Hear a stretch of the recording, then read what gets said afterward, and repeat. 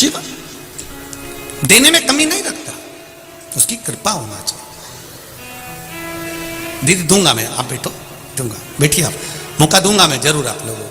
शिव कृपा का उदारता, शंकर की करुणा। महाराज चंद्रदेव को काया का रोग हो गया, देवऋषि नारद ने कह दिया शिवलिंग का निर्माण करो, शंकर भगवान की पूजन करो। शिवलिंग के निर्माण करने से, पूजन से क्या मिलेगा? ये तो कई लोग अपशब्द कहते हैं कि गुरुजी तो शिवरात्रि पर शंकर जी का अभिषेक कराते हैं और शाम को कराते हैं, रात्रि को कराते हैं। अरे भैया, शिवरात्रि का मतलब है शिवरात्रि, रात भर शिव जी की आराधना कर सकते हो। और केवल महाशिवरात्रि से मतलब नहीं है, 12 महीने शिवरात्रि आती है, 12 महीने रात भर शंकर की आराधना कर सकते हो। मेरे शिव जी की पूजन के लिए कोई समय मेरे शंकर के लिए नहीं बताया गया कि तुम सुबह पूजन करना, कि दोपहर में करना, कि शाम को करना। शंकर जगत के पिता हैं और पिता के कमरे में जाने के लिए बेटे को संकोच नहीं करना चाहिए। जब मर्जी पड़े तब चलो। तुम्हारा मन करे जब भगवान भोलेनाथ के पास जाओ, तुम्हारा मन करे तब शिव के पास जाओ। जैसे रायसेन से आए हुए बेटे ने लिखा कि हम जैसे नवयुवक बच्चों में भगवान के प्रति विश्वास जागृत हुआ है शिव महापुराण के माध्यम से। और मेरे नवयुवक बेटा बेटियों से निवेदन है, संकोच मत करना। जैसे बेटे ने कथा सुनी, कथा सुनने के बाद दूसरे दिन से नियम बना लिया कि मेरा सब कुछ हो गया पर ज्वाइनिंग लेटर ही नहीं आ रहा, तो उसने भी तो हिम्मत कर कर शंकर के मंदिर में जाना चालू करा। लोगों ने ताने भी दिया होंगे, पढ़ा लिखा लड़का है, बताओ महाराज के कहने पे चल दिया। वो सियोर वाला महाराज ने तो लोगों को पागल करके रख रखा है, सबको मंदिर भेज देता है।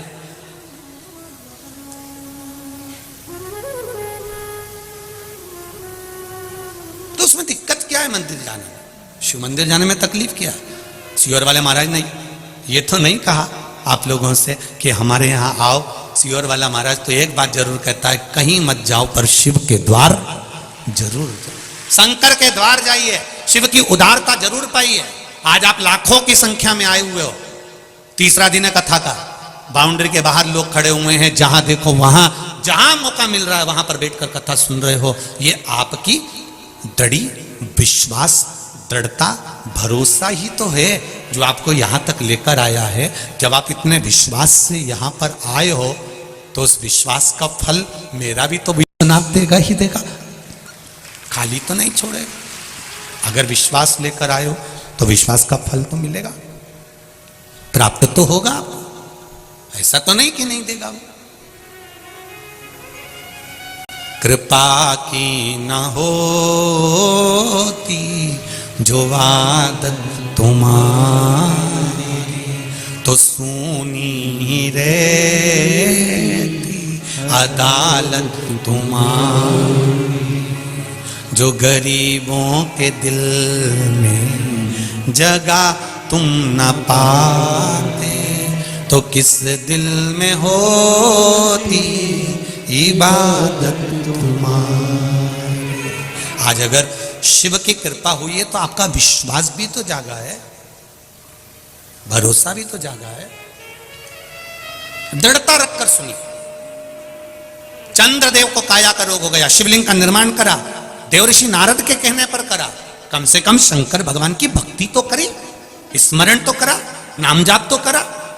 और जब मंत्र जाप में डूब गए, जब मंत्र स्मरण में डूब गए, मंत्र जाप में डूब गए, नाम जाप में डूब गए, तब भक्ति का बल तो बढ़ा, भक्ति का बल तो बढ़ा है ना महाराज।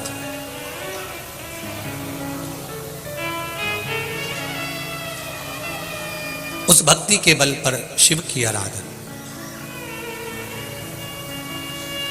कार्यकर्ता थोड़ा ध्यान दें, पत्रकारों को नीचे घूमने की परमिशन है, वो कहीं पर भी घूम सकते हैं क्योंकि वो पत्रकार है, इसका ध्यान रखें। कोई भी कार्यकर्ताओं को नीचे अगर पत्रकार कहीं से फोटो ले रहे हैं या लिख रहे हैं या बैठे हैं, उनको कोई मना नहीं है। पत्रकारों के लिए ये जागरूकता रहे, कार्यकर्ता इसका स्मरण रखें, क्योंकि वो भी अपना समय निकाल कर यहाँ पर फोटोज लेने या लिखने या कथा का स्मरण करने आते हैं।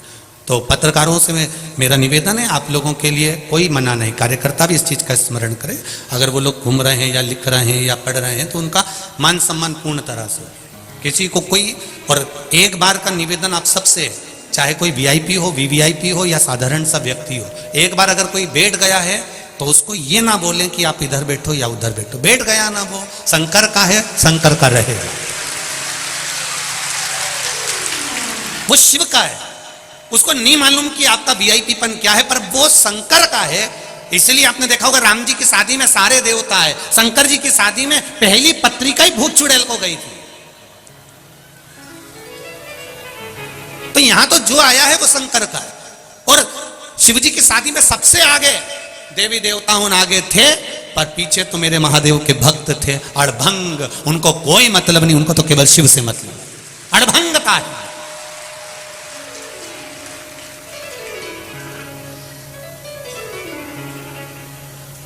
हमारा ये मना नहीं है, हमारे लिए वीवीआईपी वीआईपी और आप सब एक जैसे हो। हमारे लिए उसके लाखों दीवाने बड़े से बड़े उसके चरणों में कंकड़ माटी से पड़े, उसके लिए सब बराबर।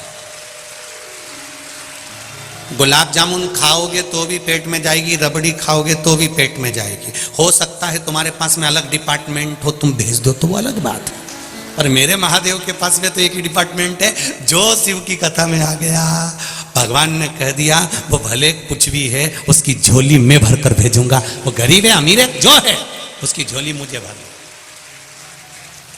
3 घंटे कथा का रसतत्व आपके लिए और हमारे लिए। केवल आप कथा सुनते ऐसा नहीं है, हम भी कथा सुनते हैं, बाँचने के साथ में हम भी उस पर स्मरण करते हैं। भक्ति का बल बढ़ाइए, उसका रसतत्व बढ़ाइए।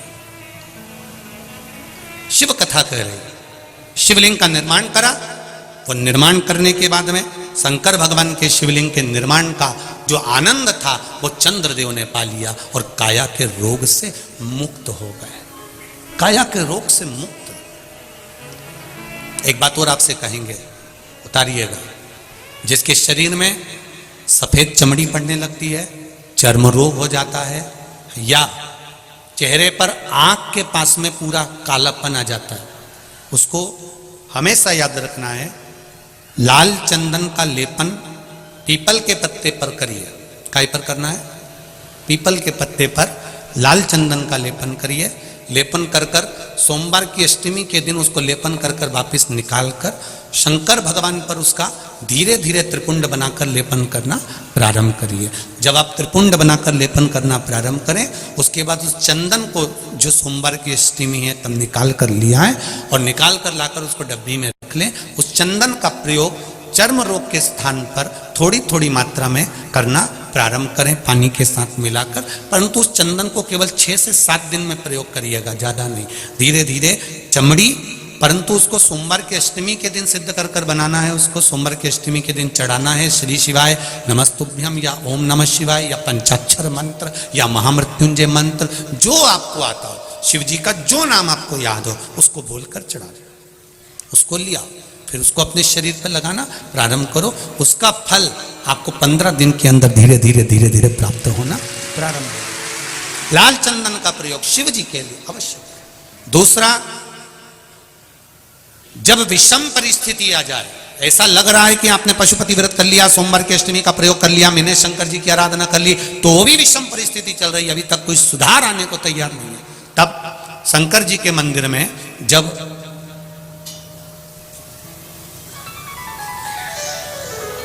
बेलपत्र चढ़ाने के लिए आप जाएं, तब प्रयास करिएगा कि बेलपत्र को, अशोक सुंदरी का स्थान सबको मालूम है ना? बोलो जम के बोलो जरा, मालूम है सबको? अशोक सुंदरी वाली जगह पर बेलपत्री को डंडी वाली जो जगह है जहां से पानी बहकर जाता है उधर रखना है।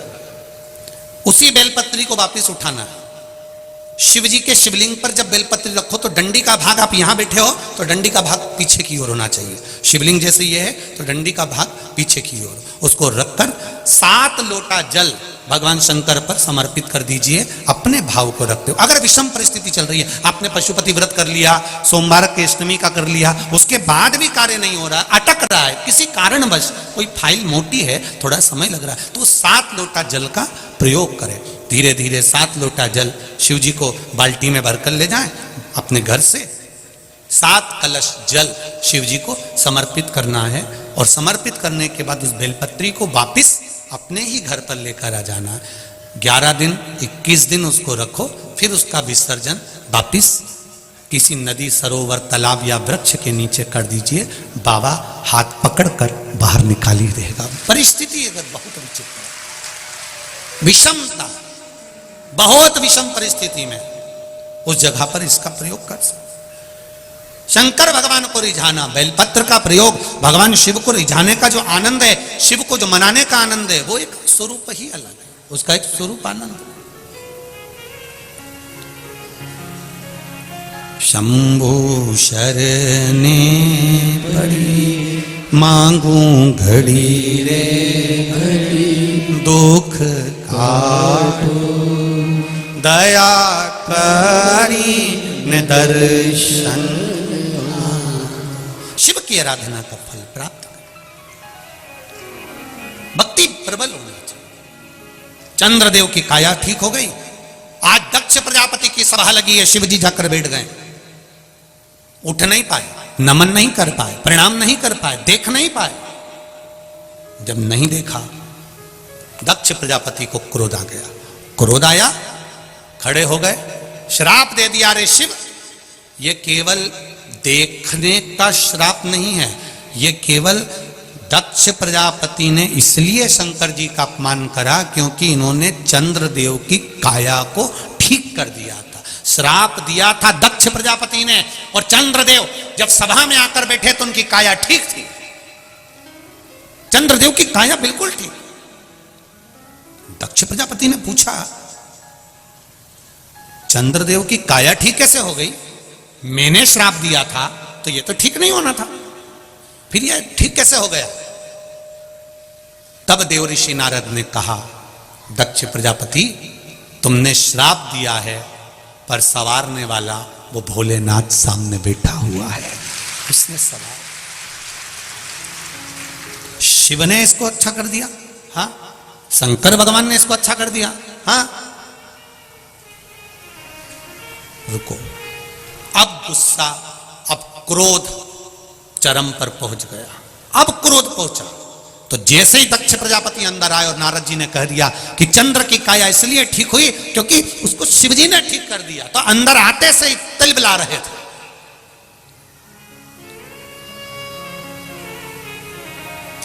एक बहुत अच्छी बात ध्यान में रखिएगा जरा, कानपुर वालों, एक बात का स्मरण अपने पास में रखिएगा, कभी भी कच्चे कान के मत रहना। कोई अगर तुमको भर दे, कोई तुमको कुछ कह दे, कई लोग ऊंचे ऊंचे पद पर बैठे रहते हैं, बहुत ऊंचे ऊंचे सिंहासन उनके पास में रहते हैं, बहुत ऊंचे पद पर बैठने के बाद भी कोई उनको भर देता है, सर इस व्यक्ति ने तुम्हारे लिए ऐसा किया था, सर की बुद्धि में वो बैठ गई, अब सर उससे बदला लेकर तुरंत ट्रांसफर कर दी है। उससे तुम मिले हो, उसको तुमने जाना है, उसको तुमने समझा है, उससे एक बार दिल से बात तो करो, समझ में आएगा। वो ऐसा नहीं है, समझ में आएगा। किसी के लिए अपशब्द कहने से पहले, किसी को ताना देने से पहले, किसी को गाली देने से पहले, किसी को आड़ा टेढ़ा बोलने से पहले, किसी पर उंगली उठाने से पहले, किसी पर आक्षेप लगाने से पहले एक बार उससे जाकर पर्सनल मिलिए। एक बार जाकर पर्सनल मिलो और अपने पूरे परिवार के साथ मिलो कि व्यक्ति ठीक है कि बुरा है, साथ जाइए।